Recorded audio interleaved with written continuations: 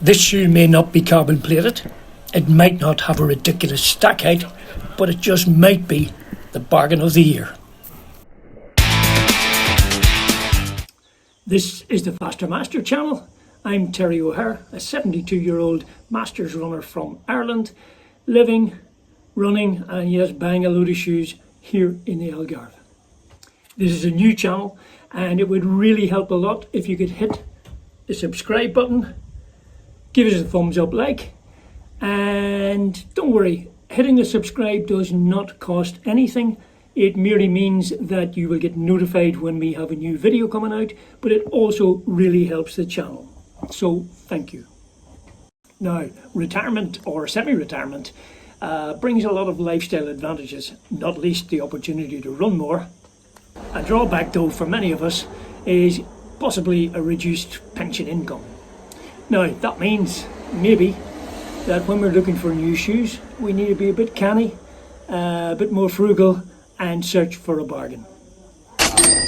I consistently run 120 kilometers, which is about 75 miles a week, and touch wood, I'm able to stay virtually injury free, and a lot of that I would put down to careful selection of shoes and limiting each pair to around 600 kilometers, which is about 370 miles. Now if you do the maths, that means I get about 5 weeks out of a pair of shoes. Of course, I would normally have maybe 10 pairs, maybe even more, on the go at any one time. And I would rarely wear the same pair more than once a week. But even so, it still means that I need to replace one pair every 5 weeks. I don't begrudge that one bit. A new pair of shoes is one of life's joys. And I can see I've been rumbled here. I just couldn't resist it. In the words of Frank Sinatra, so good I bought them twice.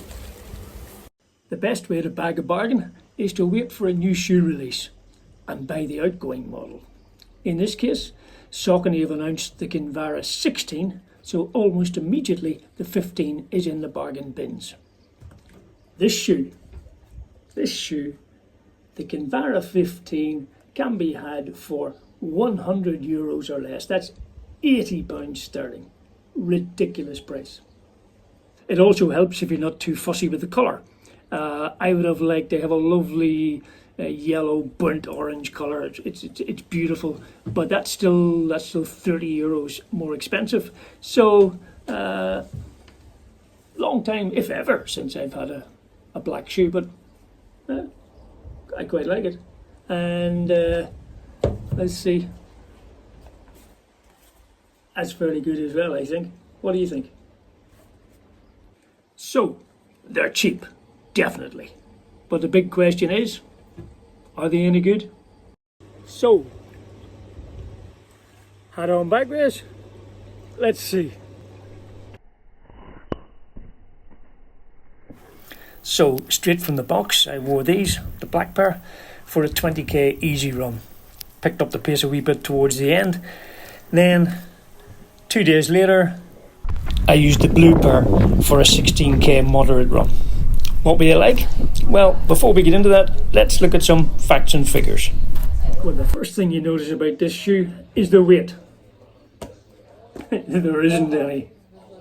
This is really in race shoe territory. In my EU 44.5, which is UK 9.5, US 10.5, this is just 190 grams, which is 6.7 ounces.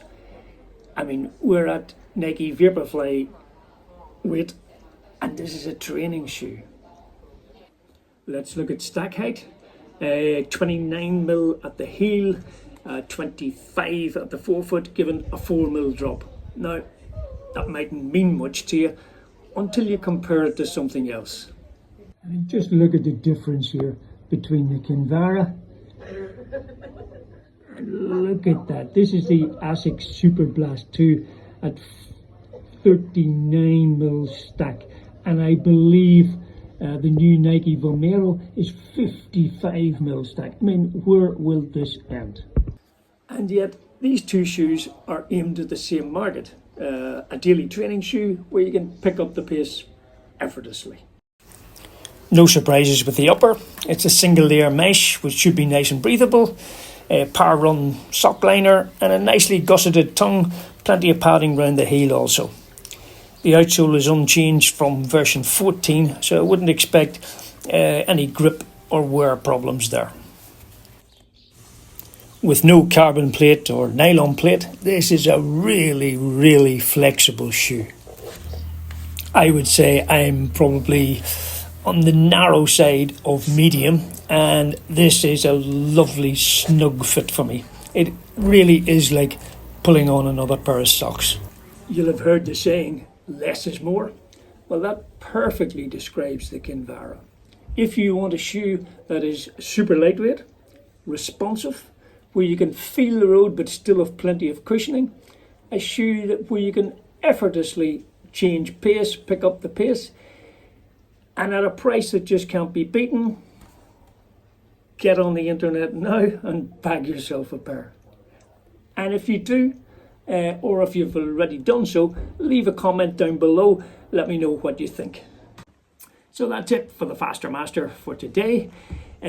Sorry to be a pain, but if you haven't already done so, please hit the subscribe button, help the channel out, and leave a comment down below.